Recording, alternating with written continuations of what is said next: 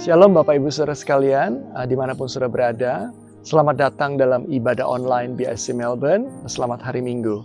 Saya percaya kita semua dalam keadaan sangat baik dan diberkati Tuhan dan dipelihara oleh Tuhan hari-hari ini. Kita akan segera memulai ibadah kita. Saya ajak kita menyiapkan hati dan pikiran kita untuk memuji dan menyembah Tuhan dan mengambil bagian yang terbaik yang tidak akan pernah diambil daripada kita, yaitu firman-Nya sendiri. Mari kita berdoa sebelum kita memulai ibadah kita. Bapa di surga, terima kasih untuk kebaikan-Mu, pemeliharaanmu dalam kehidupan kami. Kami tahu kalau kami ada hari ini, semua karena anugerah pemeliharaan-Mu dan karena kebaikan-Mu semata. Terima kasih untuk hari yang baru, terima kasih untuk kesehatan, terima kasih untuk hidup dan nafas yang Kau beri. Pagi hari ini Bapa, kami mengucap syukur Tuhan, kami boleh beribadah sekali lagi Tuhan, melalui ibadah online di BIC Melbourne. Berkati ibadah kami pagi hari ini Tuhan. Kami tahu Tuhan, meskipun kami beribadah dari rumah-rumah kami masing-masing, Engkau tetap hadir Tuhan di rumah-rumah kami. Engkau tetap memberkati kami Tuhan. Terima kasih Bapa, kami mengucap syukur, kami menyiapkan hati dan pikiran kami untuk memuji dan menyembah-Mu, dan Tuhan merenungkan firman-Mu pada pagi hari ini. Di dalam nama Tuhan Yesus Kristus kami siap memulai ibadah kami. Amin.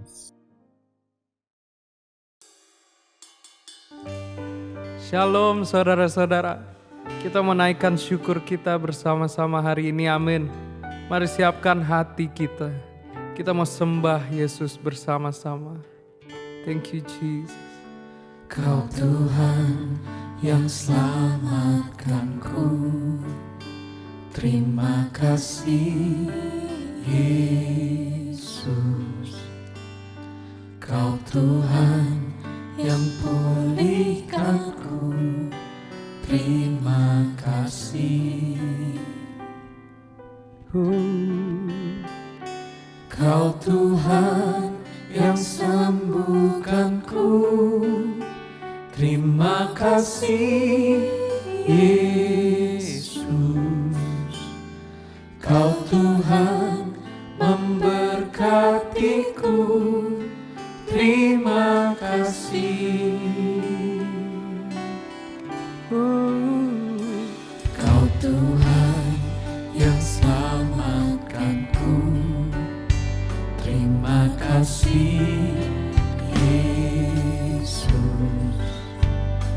Kau Tuhan yang pulihkanku, terima kasih. Kau sembuhkan kami Tuhan.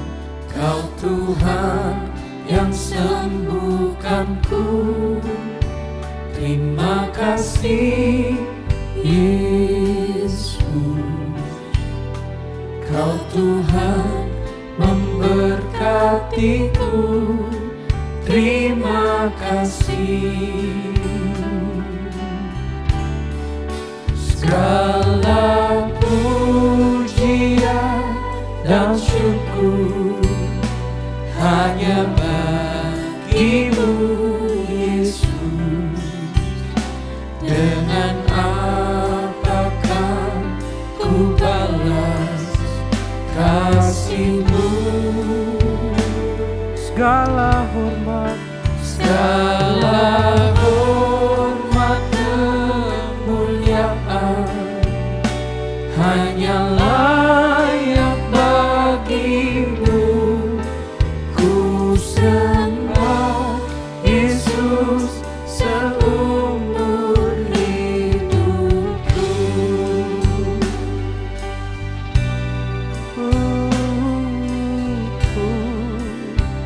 kami sembah Kau. Kau Tuhan yang selamatkanku, terima kasih Yesus. Kau Tuhan yang pulihkanku, terima kasih. Kau Tuhan yang sembuhkanku, Amin. terima kasih Yesus. Kau Tuhan memberkatiku, terima kasih.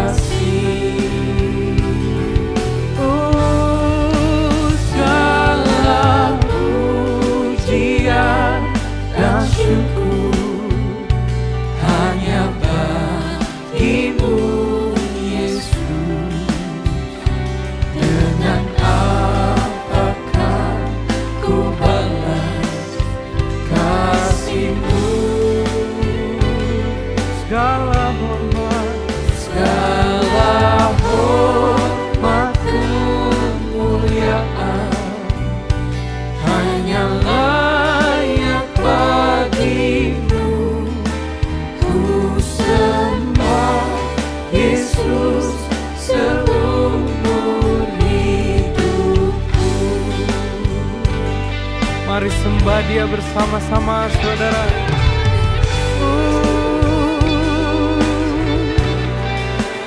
Kami sembah Tuhan.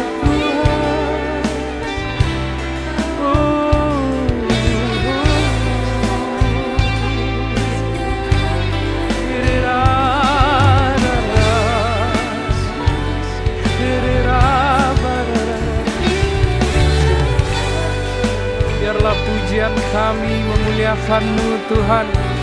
Segala hormat kemuliaan hanya bagi Engkau Yesus. Dan kami datang, kami mau sembah Engkau seumur hidup kami. Amin. Mari nyanyikan pujian ini sekali lagi. Segala pujian dan syukur hanya bagi-Mu Yesus. Dengan apakah ku balas kasih-Mu? Segala hormat kemuliaan hanya layak bagi-Mu. Ku sembah Yesus seumur hidupku. Ku sembah Yesus. Ku sembah Yesus. Ku sembah Yesus. Ku sembah Yesus seumur hidupku.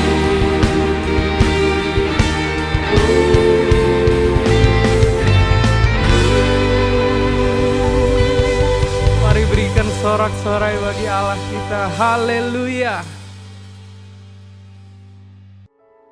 Shalom Bapak Ibu Saudara sekalian, kita akan berdoa untuk kebangkitan gereja-gereja Tuhan hari-hari ini. Mari kita bawa hati kita dalam doa. Terima kasih Tuhan Yesus untuk gereja-Mu hari-hari ini. Kami masih tetap bisa beribadah Tuhan secara online.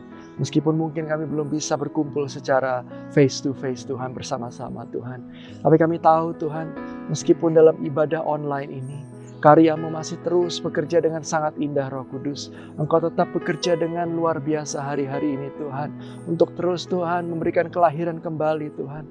Untuk orang-orang boleh diselamatkan dan dimenangkan untuk kemuliaan nama-Mu. Jiwa-jiwa Tuhan boleh dituai Tuhan hari-hari ini Tuhan. Kami juga berdoa Tuhan lewat ibadah online ini Tuhan. Yang sakit Engkau sembuhkan Tuhan. Yang berbeban berat Tuhan Engkau memberikan kekuatan yang baru Tuhan. Yang berputus asa Tuhan, Engkau tetap Tuhan memberikan pengharapan yang baru Tuhan. Terima kasih Bapa, kami tahu Tuhan, Engkau terus bekerja Tuhan, mentransformasi hidup kami lewat firman-firman-Mu yang kami terima hari-hari ini. Bangkitkan gereja-gereja-Mu yang ada Tuhan, di seluruh dunia, di Australia, di Indonesia Tuhan, di Amerika, di Eropa, di Afrika Tuhan, di seluruh dunia Tuhan. Biar Tuhan jiwa-jiwa tetap dituai Tuhan di masa pandemi ini. Kau juga terus mengurapi Tuhan program-program online yang ada. Urapi hamba-hamba-Mu Tuhan yang terus boleh memberitakan firman-Mu Tuhan. Biarlah mereka terus memberitakan the true gospel of Jesus Christ Tuhan. Supaya lebih banyak lagi jiwa-jiwa dituai untuk kemuliaan nama-Mu. Terima kasih Bapak, kami mengucap syukur untuk gereja-Mu Tuhan hari-hari ini. Di dalam nama Tuhan Yesus Kristus kami berdoa mengucap syukur. Amin. Shalom saudara, pernahkah kita berpikir bagaimana banyak hamba-hamba Tuhan atau orang-orang percaya dipakai dengan karunia kesembuhan ilahi, mengusir setan, membangkitkan orang mati, bahkan melakukan hal-hal yang luar biasa? Misalnya di dalam Alkitab, Musa, Paulus, Petrus, dan banyak tokoh iman lainnya melakukan hal-hal yang luar biasa. Ada satu kesamaan dari semua tokoh-tokoh tersebut, yaitu pengurapan Tuhan yang luar biasa ada pada mereka. Sesungguhnya pengurapan dari Tuhan adalah penting bagi orang percaya. Dalam edisi Voice of Pentecost kali ini, kita akan membahas mengenai pengurapan dalam pelayanan dan kehidupan orang percaya. Di dalam Perjanjian Lama, tindakan pengurapan dilaksanakan pada acara ritual keagamaan, seperti penhabisan imam besar, penhabisan imam yang melayani, pengangkatan seorang raja, serta pengangkatan seorang nabi. Di dalam Perjanjian Lama, memang hanya orang-orang yang khususlah yang dapat menerima pengurapan. Sedangkan dalam Perjanjian Baru, pengurapan diberikan kepada orang-orang yang percaya kepada Yesus Kristus. Dalam Perjanjian Lama, instrumen yang seringkali dipakai dalam pengurapan adalah minyak. Minyak adalah lambang persetujuan dengan Allah, kehadiran Allah, berkat, kuasa, penghiburan, kesembuhan, sukacita, perkenanan, dan kesejahteraan. Akan tetapi, dalam Perjanjian Baru tidak terlalu ditekankan tentang minyak, tetapi Roh Kudus menjadi instrumen pengurapan itu sendiri. Prinsip yang mendasari pengurapan minyak adalah prinsip konsekrasi, yaitu memisahkan atau mengkhususkan sesuatu atau seseorang kepada Tuhan. Prinsip konsekrasi dengan pengolesan minyak tetap berlaku pada era Perjanjian Baru. Lalu, apa contoh peristiwa pengurapan dalam Alkitab? Salah satunya adalah pengurapan double portion. Pengurapan 2 kali ganda sangat dikenal dalam gereja aliran Pentakosta dan karismatik. Istilah ini mengacu kepada peristiwa Elia dan Elisa yang dicatat dalam 2 Raja-Raja 2 ayat 1-14, di mana Elisa meminta 2 bagian dari roh Elia. Salah satu dampak dari pengurapan double portion yang diterima Elisa adalah mujizat-mujizat yang Tuhan kerjakan melalui pelayanan Elisa 2 kali lipat lebih banyak dari Elia. Hal ini tidak membuktikan bahwa Elisa lebih hebat dari Elia, justru lebih membuktikan bagaimana mentoring yang dilakukan Elia kepada Elisa berhasil. Peristiwa yang senada juga terjadi pada zaman Perjanjian Baru, di mana Tuhan Yesus menyampaikan kepada murid-muridnya dalam Yohanes 14 ayat 12, "Sesungguhnya barang siapa percaya kepadaku, ia akan melakukan juga pekerjaan-pekerjaan yang aku lakukan, bahkan pekerjaan-pekerjaan yang lebih besar daripada itu." Maksud perkataan Tuhan Yesus bukan berarti orang percaya lebih hebat darinya, melainkan orang percaya akan melakukan pelayanan yang menjangkau lebih banyak orang, serta pelayanan kepada bangsa-bangsa non-Yahudi. Dengan perkembangan teknologi, internet, dan media sosial, kini semua pelayanan penjangkauan dimungkinkan. Roh Kudus memenuhi dan mengurapi orang percaya untuk melakukan pelayanan tersebut. Pengurapan double portion merupakan pengurapan untuk pelayanan yang lebih besar. Umumnya terjadi dalam konteks bapa rohani dengan anak rohani. Orang percaya yang merindukan pengurapan tersebut tentu harus membangun hubungan bapa anak dengan pemimpin rohani yang Tuhan Yesus tempatkan di atasnya. Selanjutnya, apa maksud dan tujuan dari pengurapan? Dalam Lukas 4 ayat 18-19 dijelaskan bahwa Yesus Kristus sebagai yang diurapi. Jikalau Yesus saja menerima pengurapan dari Allah, terlebih lagi kita sebagai orang percaya. Oleh karena itu, pengurapan harus disadari sebagai bagian dari perjalanan orang percaya dalam menjalankan panggilan Kristus. Dalam hidup setiap hari, Tuhan pun telah berkata bahwa Ia sebagai gembala yang baik akan mengurapi kepala orang percaya dengan minyak. Pengurapan yang diberikan kepada orang-orang percaya dalam era Perjanjian Baru bukanlah untuk tujuan keselamatan atau berkat secara jasmani, namun untuk tujuan pelayanan, yaitu pemberitaan Injil dan menyatakan kuasa Allah.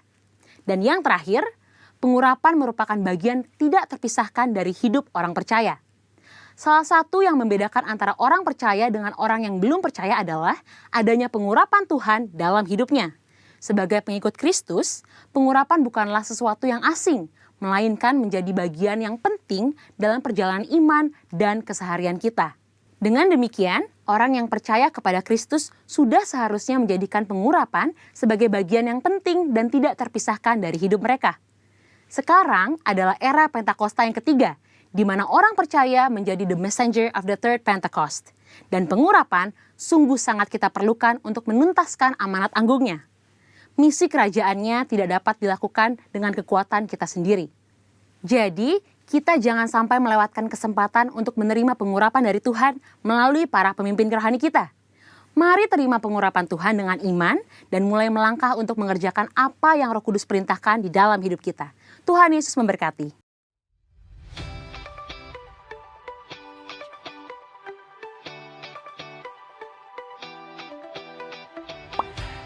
Our after service fellowship will be holding a workshop, Basic Tips on Healthy Skin.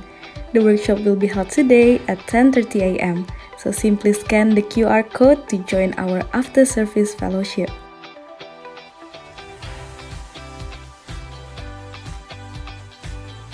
Ladies Fellowship Women of Impact Community will be holding a Christmas celebration on Tuesday, 1st of December 2020 from 10:30 a.m. through Zoom meeting.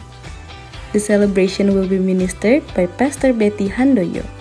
Please enter the ID and password to join the meeting. You can find them for the Zoom meeting on our website at www.bethanymelt.org.au. We are inviting you to join our online Christmas celebration, The Birth of Jesus the Messiah, on Saturday, 12th of December 2020 at 5 p.m. There will be performances from our Sunday school, praise and worship team, and as well as drama from the Messengers. For more information on how to watch the celebration will be announced in the coming weeks, so stay tuned! Kids Army will be holding a Christmas celebration on Sunday, 13th of December 2020 through Zoom.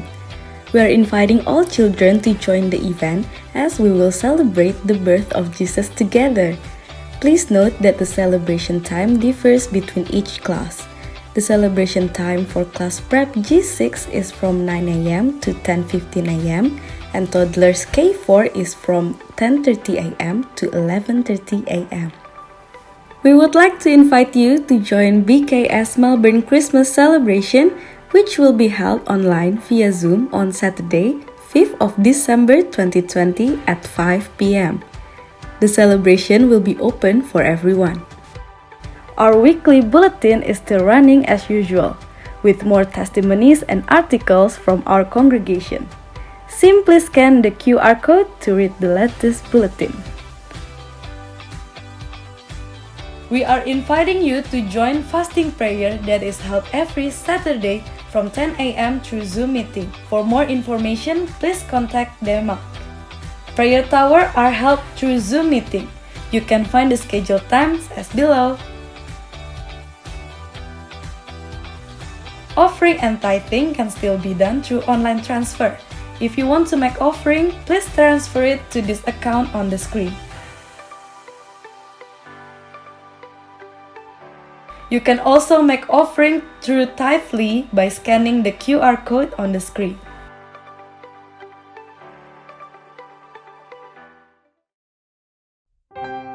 Kita mau puji Allah kita bersama-sama, amin saudara. Hari-hari ini betapa pentingnya kalau kita saling peduli, saling care, hidup rukun bersama saudara seiman, amin. Mari nyanyikan pujian ini.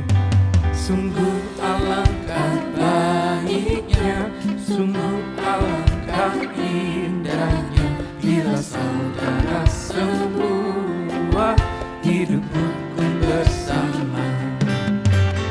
Sungguh alangkah baiknya, sungguh alangkah indahnya, bila saudara semua hidup rukun bersama. Seperti minyak di kepala Harun yang kejanggut dan jubahnya turun, seperti embun di bukit Hermon mengalir ke bukit Sion. Sebab pesan Allah memerintah agar berkat-berkatnya tercurah, serta memberikan anugerah hidup selama-lamanya.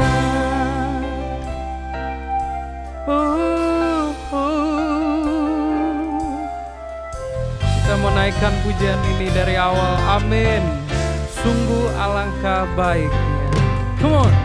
Sungguh alangkah baiknya, sungguh alangkah indahnya, bila saudara semua hidup rukun bersama. Sungguh Alangkah baiknya, sungguh alangkah indahnya, bila saudara semua hidup rukun bersama. seperti Minyak di amin. kepala Harun yang kejanggut dan jubahnya turun, seperti embun di bukit Hermon mengalir ke bukit Sion. Sebab kesan Allah memerintah agar berkat-berkatnya tercurah,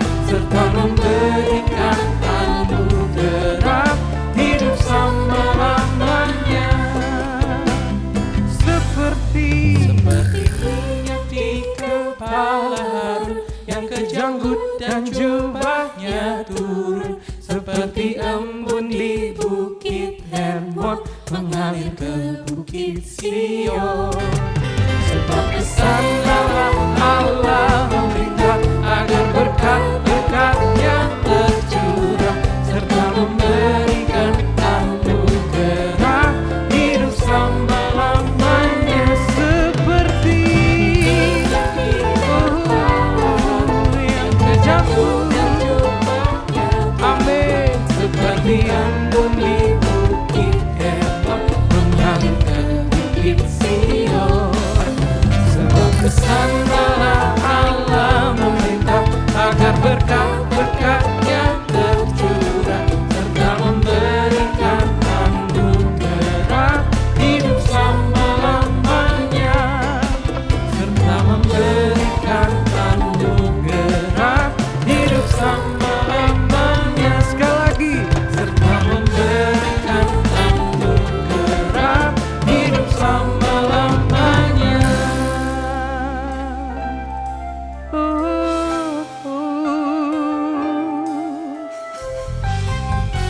Sungguh alangkah indahnya hidup di dalam keluarga dan kasih Yesus. Amin.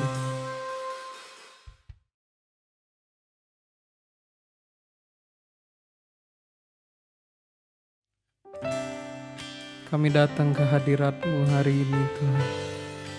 Satu hal yang kami tahu, betapa pentingnya dalam hidup ini untuk mengasihi Engkau, Yesus. Haleluya, haleluya, saya mencintai Yesus. Haleluya, haleluya, saya mau cintai Yesus. Haleluya, haleluya, haleluya, saya mau cintai Yesus. Haleluya, haleluya, haleluya, saya mau cintai Yesus. Mari nyanyikan dari awal, saudara. Yang terutama di dalam hidup ini, pendidikan nama Yesus. Yang terutama di dalam hidup ini, memuliakan namanya.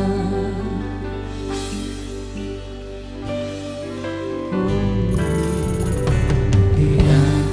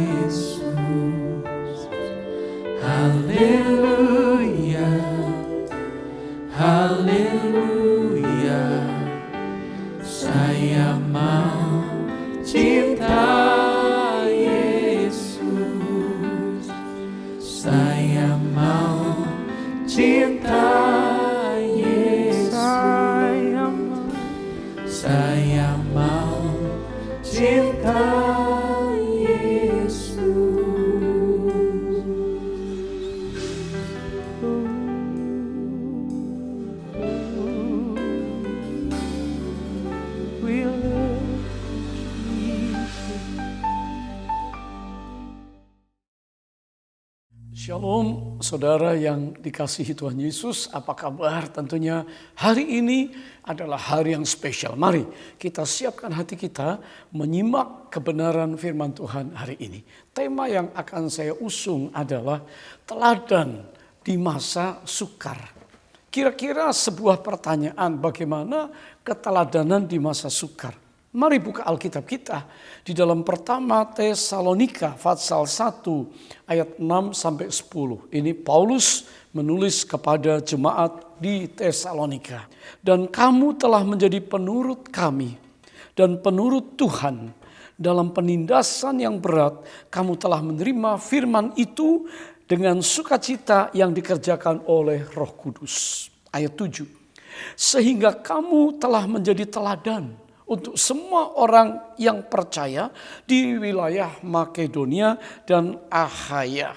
8. Karena dari antara kamu firman Tuhan bergema bukan hanya di Makedonia dan Akhaya, tetapi di semua tempat tersiar kabar tentang imanmu kepada Allah. Sehingga kamu tidak usah mengatakan apa-apa tentang hal itu. Ayat 9. Sebab mereka sendiri bercerita tentang kami, bagaimana kamu sambut, dan bagaimana kamu berbalik dari berhala-berhala kepada Allah untuk melayani Allah yang hidup dan yang benar. 10. Dan untuk menantikan kedatangan anaknya dari surga yang telah dibangkitkannya dari antara orang mati, yaitu Yesus yang menyelamatkan kita dari murka yang akan datang. Haleluya. Saudara, Paulus berulang kali mengalami keadaan yang sangat-sangat memprihatinkan, buruk, sengsara, dan teraniaya, masa sukar. Dan dia menulis surat di masa-masa penindasan orang percaya yang ada di Tesalonika. Dan dia menguatkan mereka, tetapi dia memuji beberapa hal yang luar biasa, keteladanan. Baik, saudara sekalian, kita ini hidup di mana sosial media menjadi sangat penting dalam kehidupan manusia. Khususnya generasi muda. Tapi yang tua pun juga hari ini semua punya sosial media, punya gadget, punya handphone. Saya rasa seluruh dunia ini sosial media menjadi hal yang penting. Begitu banyak akses untuk melihat dunia luar. Ya. Dan mereka terinspirasi. Dan mereka coba mengikuti gaya hidup yang ada di dunia. Misalkan lifestyle, rambut, pakaian, lalu gaya hidup sehat, pola gaya hidup makan yang healthy, dan juga model kerja yang hari ini semuanya bisa muncul di sosial media dan diikuti, yang baik diikuti, yang tidak baik dibuang. Saudara, salah satu sifat manusia adalah mencontoh apa yang mereka pikir itu bagus. Ya, sehingga manusia mulai mengikuti inspirasi dari orang-orang yang luar biasa, orang-orang yang telah menginspirasi mereka untuk berbuat sesuatu di luar yang normal. Demikian juga dengan kehidupan jemaat di Tesalonika, di mana Paulus menuliskan surat dan menyatakan betapa kehidupan jemaat di Tesalonika itu bisa menjadi teladan dan dicontoh oleh orang percaya di daerah Tesalonika, di daerah Makedonia dan Akhaya, 2 provinsi pada saat itu. Saudara, apa saja yang diteladani oleh jemaat di Makedonia dan Akhaya dari jemaat Tesalonika? Hari ini kita semua adalah jemaat Tuhan. Hari ini kita adalah orang percaya yang sudah melewati sebuah proses. Namun demikian ada banyak di antara kita yang saat ini sedang mungkin mengalami saat-saat yang berat dalam hidup ini. Mengalami ujian atau proses hidup dimurnikan. Mengalami saat-saat di mana doa kita masih belum terjawab. Sedang menantikan sebuah jawaban doa, sebuah pengharapan. Dan saya percaya kiranya firman Tuhan hari ini, kalau kita melihat dan meneladani apa yang dilakukan jemaat Tesalonika, maka kita semua terinspirasi. Kita semua dibangun dan dikuatkan kembali. Yang pertama, keteladanan yang ada bagaimana mereka itu ikut Yesus, saudara. Devoted to Jesus. Sungguh-sungguh mencintai Yesus, mengikut Yesus. 1 Tesalonika pasal pertama ayat 6. Dan kamu telah menjadi penurut kami dan penurut Tuhan. Paulus itu seorang pembimbing rohani yang baik. Seorang yang sudah berjumpa dengan Kristus secara pribadi. Paulus yang dulu hidupnya dalam kekelaman dan kebencian, kejahatan, sekarang sudah berubah menjadi pelayan Injil. Paulus pergi tidak mementingkan dirinya dan melakukan banyak hal supaya orang lain semua tertolong dan diselamatkan. Dan dikatakan, kamu telah menjadi penurut kami dan penurut Tuhan. Ya, kata penurut di sini atau imitator. Ya, seorang yang mengikuti, mencontoh sifat, tingkah laku dan perbuatan orang lain. Hari ini saudara, contoh anak-anak kecil kita, anak saudara. Orang tuanya pakai handphone yang keren, dibungkus warna-warni. Anaknya handphone plastik, saudara. Ya, papa mamanya telepon, anaknya juga pura-pura ngomong-ngomong, gitu ya. Kalau bapak mamanya suka menyanyi dan anak ini juga tertarik dengan musik di televisi, di sosial media, dia akan ambil mikrofon, apa gagang sapu pun dipakai nyanyi-nyanyi, saudara. Saya melihat itu unik sekali. Nah, saudara, seorang anak kecil juga kalau orang tuanya biasa doa angkat tangan, dia juga sambil buka mata, tutup mata, meremelek begitu, dia juga bisa seperti berdoa. Bahkan orang tua yang berdoa berbahasa roh, anak-anak juga bisa ikut-ikut berbahasa roh. Waktu orang tuanya yang negatif, marah-marah, ngamuk, keras, kasar, anak juga bisa mengikuti yang demikian. Saudara, padahal semua itu tidak diajarkan toh. Tidak dikatakan, nak kamu harus ikuti yang papa ngomong, mama ngomong, atau kakak ngomong. Tapi anak kecil melihat dan apa yang orang tuanya lakukan, dia akan meniru, saudara. Nah, pada waktu kita mengikuti Yesus, pada waktu kita lahir baru, pada waktu kita mulai menyerahkan masa lalu kita kepada Dia dan kita berkata, aku mau hidup, belajar mengenal, belajar percaya, belajar mengikuti Kristus, maka kita mulai meniru, menyerupai Kristus. Dalam kasih kita, dalam perkataan, dalam tindakan perbuatan. Saudara, kita akan melakukan apa yang Yesus lakukan, apa yang Yesus katakan. Dan saya yakin secara langsung tidak langsung kehidupan kita diubahkan dan kita menjadi contoh. Dan gambaran bagi orang-orang di sekeliling kita, siapa kita di dalam Kristus. Bukan manusia lama lagi, tapi manusia baru. Nah, seringkali kita tidak menyadari betapa banyaknya orang di sekitar kita yang sedang memotret hidup kita. Yang sedang meniru hidup kita. Kalau Anda dipotret kehidupan Anda dan ditiru orang karena hidup Anda adalah seorang yang bijaksana. Wah, itu luar biasa. Bertutur kata dengan sopan. Ya, pegang perkataan, pegang janji. Seorang yang turun tangan di waktu sesuatu terjadi dan cepat, ya, saudara, maka orang lain akan melihat sebuah perubahan. Apalagi kalau kita mengasihi orang lain, kita melakukan sesuatu untuk orang lain, maka komunitas sekeliling kita akan melihat bahwa kita sudah melakukan sesuatu dan mereka pengen menjadi seperti kita. Berapa banyak anak-anak ingin seperti orang tuanya. Saudara, secara tidak langsung kita sedang bertanya tentang apa tujuan hidup kita. Jika kita mengerti tujuan Tuhan dalam hidup kita, maka saudara, maka kita akan hari ini mengalami satu kehidupan yang punya kepastian dan orang lain pasti akan ikut kita kemana kita pergi. Haleluya. Sebab itu mari kita hidup kita hari ini meniru Yesus. Praktekkan firman, belajar mengasihi, belajar beribadah dengan sungguh-sungguh, belajar menghormati Tuhan, belajar memberkati orang lain. Maka saya percaya hidup kita telah menjadi berkat. Inilah teladan yang pertama. Yang kedua, kehidupan orang Tesalonika dipenuhi firman dan iman. Jadi memang iman untuk mempercayai hal-hal yang Allah sediakan, yang Allah janjikan melalui firman. Dan iman akan timbul, saudara.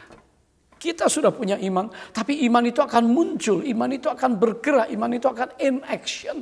Pada waktu kita mempercayai firman Allah, 1 Tesalonika pertama ayat yang ke-6 tadi dikatakan, dalam penindasan yang berat, kamu telah menerima firman itu dengan sukacita yang dikerjakan oleh Roh Kudus.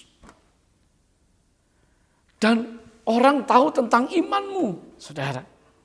Ayat ini menjelaskan bagaimana kehidupan jemaat Tesalonika dipenuhi firman. Artinya mereka dengar firman dan mereka mulai bangkit imannya untuk di masa sukar bertahan.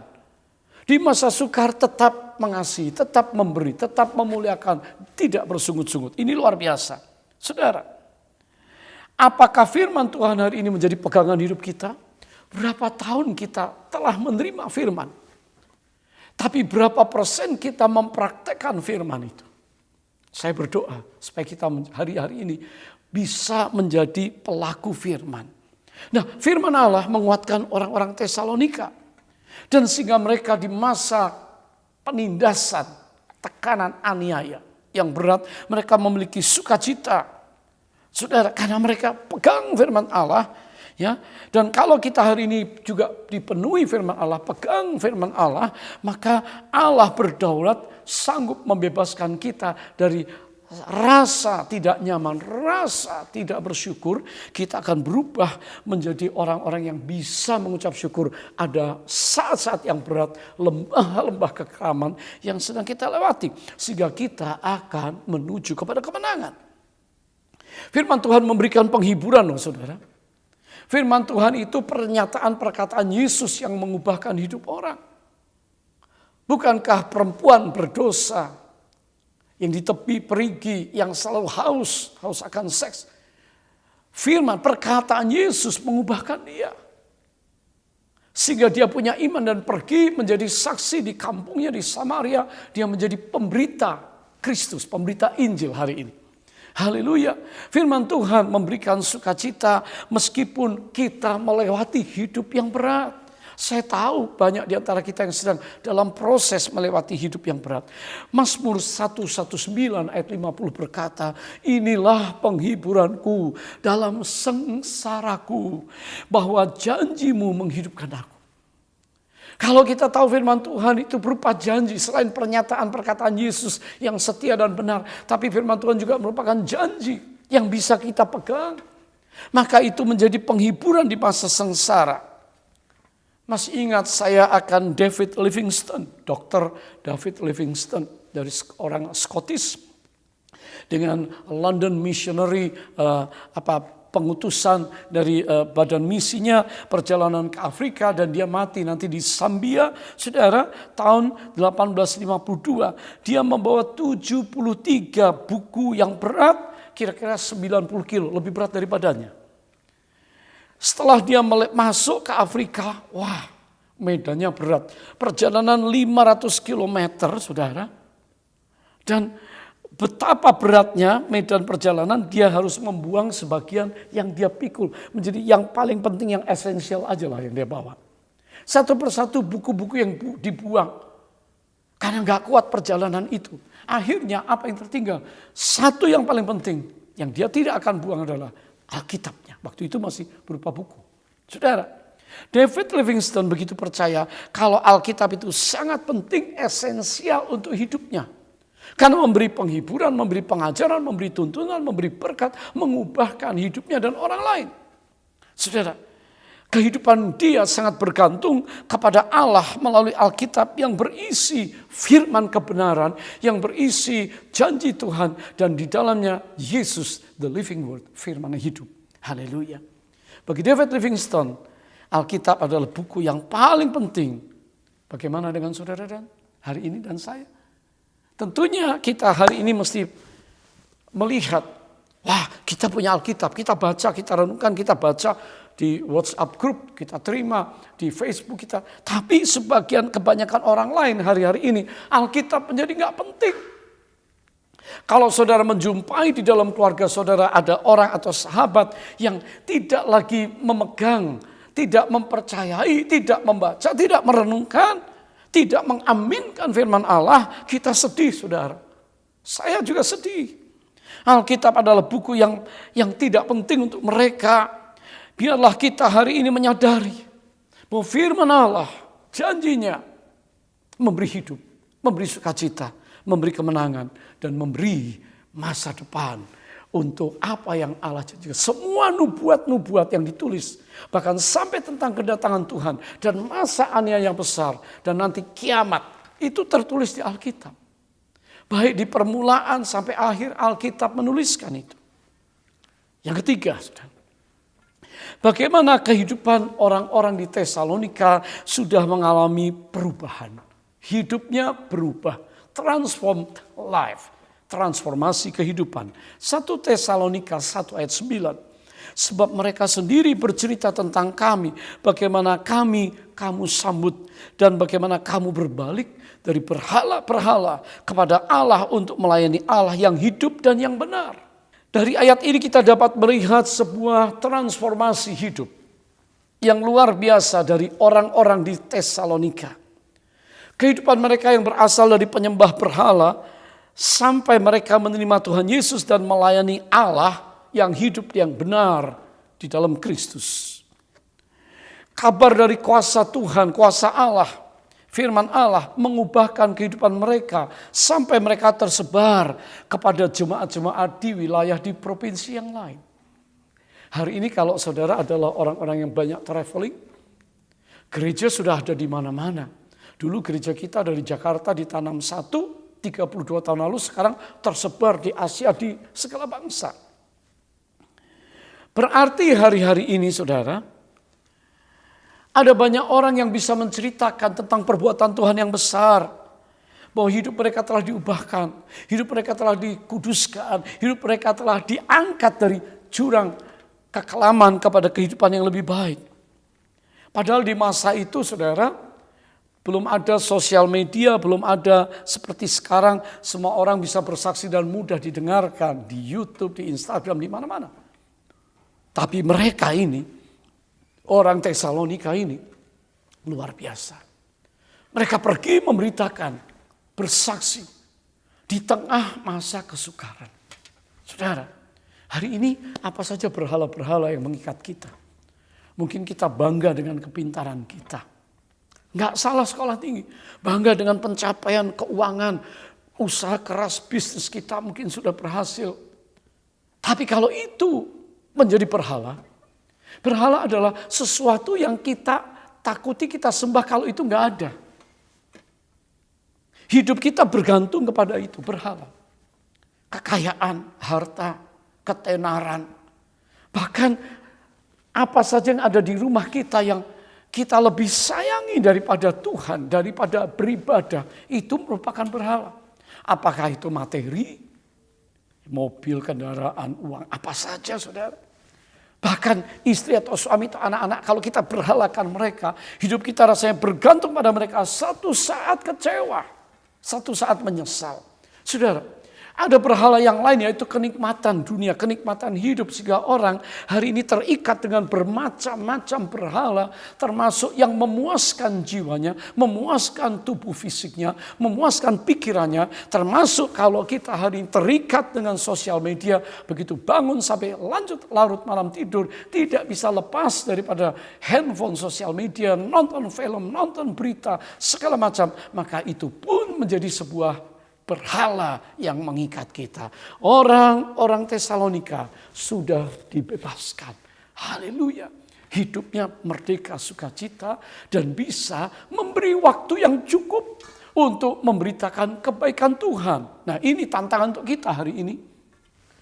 Kelihatannya di masa seperti ini, apakah kita memprioritaskan Tuhan dan menyaksikan kebaikan Tuhan, menceritakan dan sharing kepada orang lain tentang apa yang dia buat dalam hidup kita.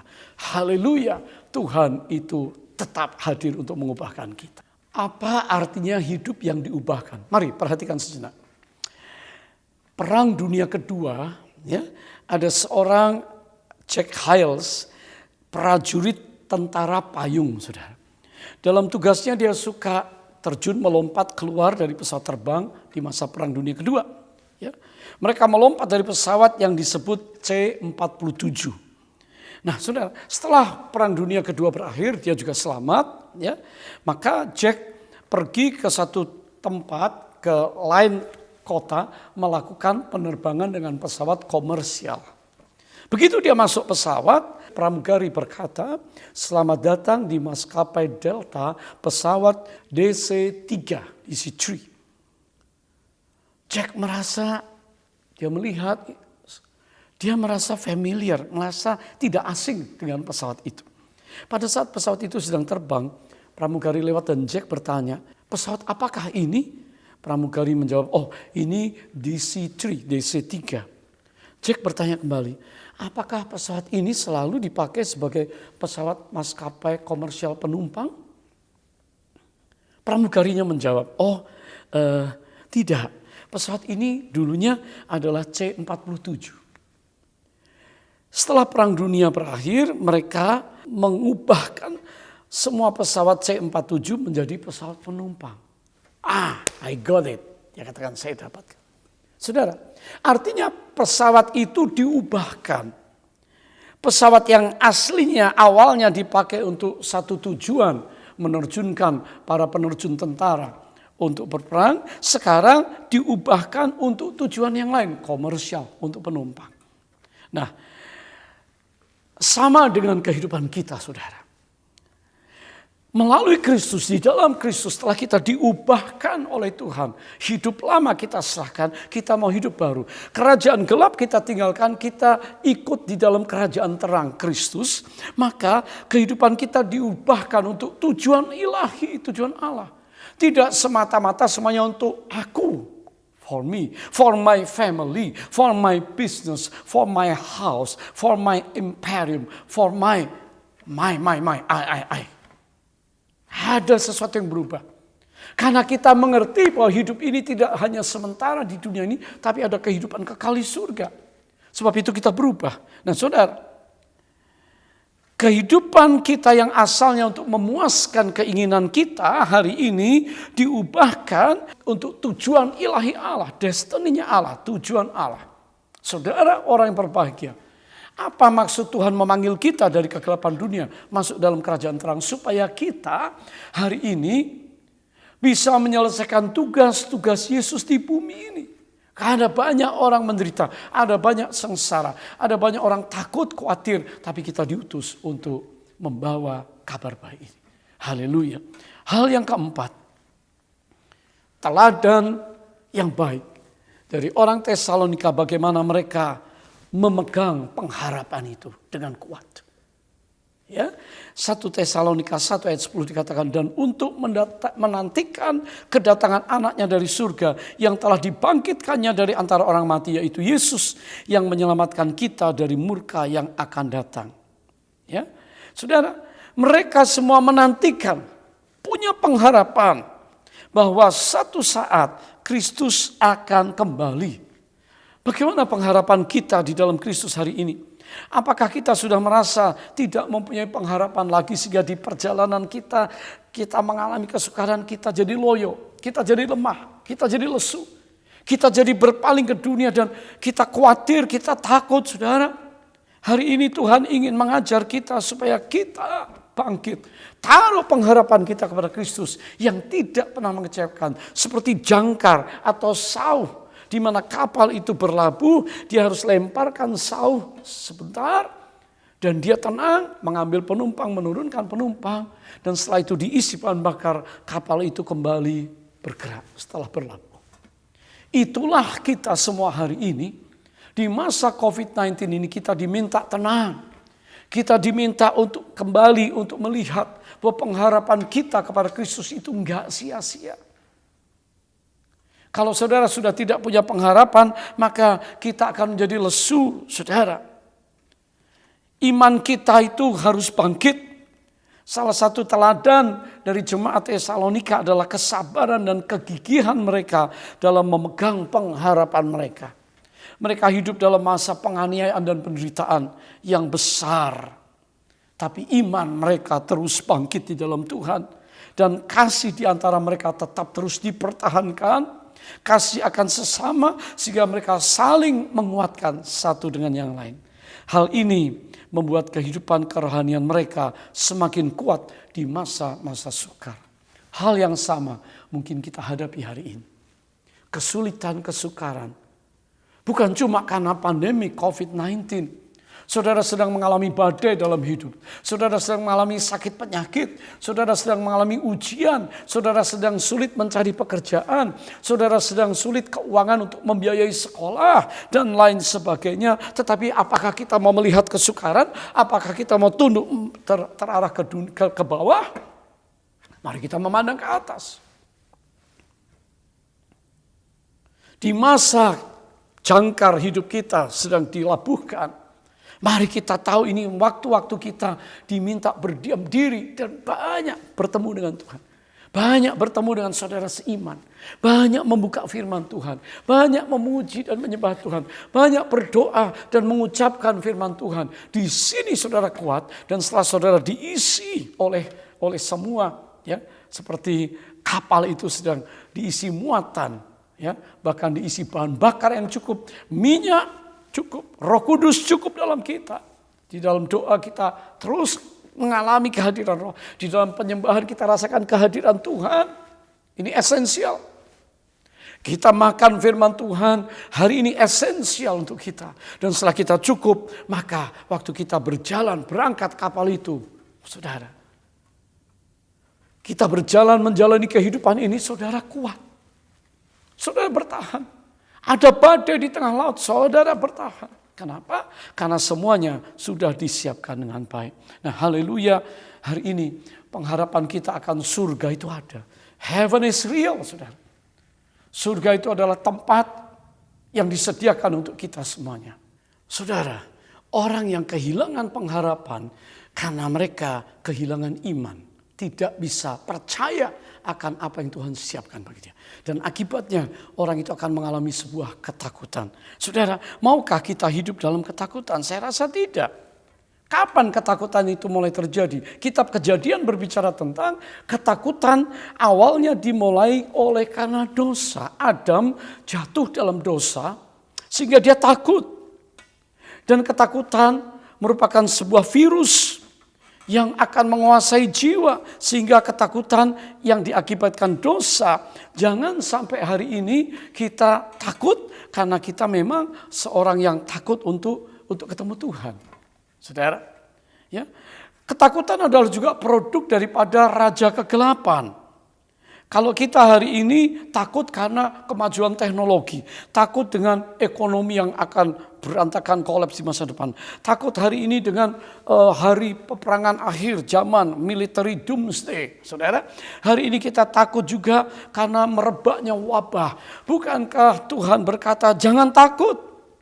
Karena Allah tidak memberikan roh ketakutan, tapi roh yang memberikan kekuatan, kasih dan ketertiban. 2 Timotius 1 ayat 7. Tuhan tidak memberikan itu. Tapi hari ini mari kita bangkit. Saudara, kalau ketakutan menguasai kita, pengharapan kita bisa pupus, bisa hilang. Dari kitab Kejadian sejak Abraham, Tuhan selalu datangin Abraham dan berkata, jangan takut. Karena dosa. Sampai kitab Wahyu, revelator atau penerima pewahyuan, revelasi, Yohanes di Pulau Patmos, dia juga ketakutan. Tapi Tuhan selalu punya berita yang luar biasa untuk kita. Jangan takut. Petrus pada waktu mau tenggelam di dalam kapal, jangan takut.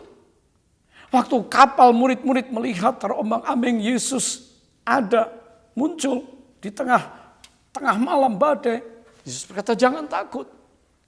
Saya yakin di seluruh Alkitab Perjanjian Lama, semua orang-orang yang dituliskan sebagai pahlawan iman, baik Abraham, baik orang Israel, baik Musa, Daud, Daniel, para murid, bahkan ibu Yesus sendiri, waktu dia mau hamil dari Roh Kudus dan juru selamat akan diberikan kepada dunia, maka pesan malaikat berkata, jangan takut Mary. Jangan takut Maria. Saudara, ada banyak orang yang takut karena ketidaktahuan. Takut untuk sesuatu yang dia nggak tahu. Fear the unknown. Ini rugi loh saudara. Ada orang yang takut dengan masa lalu untuk datang kembali. Fear the past. Atau saudara, takut untuk banyak hal. Fear of many things. Yang tidak cukup beralasan. Saya katakan hari ini, biarlah kita semua mempercayai pernyataan perkataan Yesus yang setia dan benar. Dari firman yang berkata, jangan takut, ini aku. Pada waktu murid-muridnya ketakutan, Yesus sudah bangkit. Yesus pun hadir, maha hadir. Hari ini Yesus yang sama akan memberikan kepada kita pernyataan, jangan takut, sehingga kita punya pengharapan akan masa akan datang. Karena kalau ketakutan menguasai hidup kita, maka saudara, kita tidak bisa menjadi pemenang. Tapi haleluya, puji Tuhan, Yesus telah menang dan dia memberikan firman-Nya untuk kita supaya hari ini kita bangkit dan tidak takut. Baik, saudara kasih Tuhan, kalau boleh saya simpulkan hari ini, bagaimana mereka orang-orang Tesalonika adalah orang-orang yang sudah menjadi teladan. Jadi marilah kita, hidup kita hari ini menjadi teladan bagi banyak orang yang ada di sekitar kita yang sedang menantikan kasih kita, pernyataan kita, tangan kita diulurkan. Yang pertama, bagaimana kita mengiring Yesus, mengikut Yesus, menjadi the follower of Yesus sampai kekekalan. Yang kedua, bagaimana kita hidupi firman Allah, pegang firman Allah dan punya iman di dalam Dia. Ya, sampai kita masuk berjumpa dengan Dia wajah dengan wajah. Yang ketiga, bagaimana hidup kita ditransformasi, mengalami sebuah perubahan hidup yang luar biasa. Dan yang keempat, bagaimana hari ini kita semua bisa berkata, Tuhan terima kasih, pengharapanku hanya Yesus saja dan firman-Nya yang akan mengubahkan saudara. Saudara yang saya kasihi, mari saat ini kita masuk di dalam doa. Mungkin saudara berkata, saya sedang lemah, saya sedang kacau pikiran saya sedang tidak kemana-mana. Hidup saya belum menjadi teladan yang baik. Mari hari ini ada undangan dari Yesus supaya kita semua diubahkan. Ikuti Dia, percayai Dia, taruh pengharapan dalam Dia. Dan saya yakin saudara hari ini hidup kita akan mengalami sebuah perubahan kembali. Mari kita berdoa sama-sama. Ada yang lemah, ada yang perlu jamaah Tuhan, jangan ragu-ragu, angkat tangan saudara. Di dalam nama Yesus, hamba berdoa saat ini untuk setiap orang muda, untuk setiap pria, wanita dewasa, bapak, ibu, senior. Kami berdoa dalam nama Yesus. Jamah anak-anak-Mu Tuhan. Jamah hati anak-anak-Mu, bukakan mata hati kami, supaya hari ini kami mengerti kebenaran-Mu, dan kami mau hidup untuk tujuan Allah. Kami diubahkan dari tujuan dunia menjadi tujuan ilahi yang kekal. Saat ini selamatkan, pulihkan, ampuni, angkat kembali, dan Tuhan Engkau akan siapkan kami untuk masuk ke dalam satu rencana-Mu yang ajaib. Biarlah setiap kami diubahkan dan hidup kami menjadi teladan buat banyak orang. Keluarga kami, masyarakat kami, teman kerja kami di kantor, di rumah, di dalam keluarga besar. Kami mau menjadi dampak dalam nama Yesus. Haleluya. Ya, angkat kedua tangan kita. Sekarang berkat sempurna dari tahta Bapa di surga yang mengasihi kita di dalam Yesus Kristus Tuhan Juru Selamat kami. Pertolongan, kekuatan, penghiburan dan penyertaan dari Allah Roh Kudus menyertai semua kita, saudara, sekarang bahkan sampai selama-lamanya. Semua yang percaya katakan, Maranatha. Datanglah ya Tuhan Yesus, kami merindukan. Amin, amin, amin. Sampai jumpa dan Tuhan memberkati. Shalom saudara, shalom. Puji Tuhan, kita semua sudah diberkati dalam ibadah online kita. Setelah ini kita akan ada fellowship. Saya ajak kita semua untuk bergabung dalam fellowship kita melalui Zoom. Silahkan join di dalam fellowship ini melalui link yang ada di bawah ini.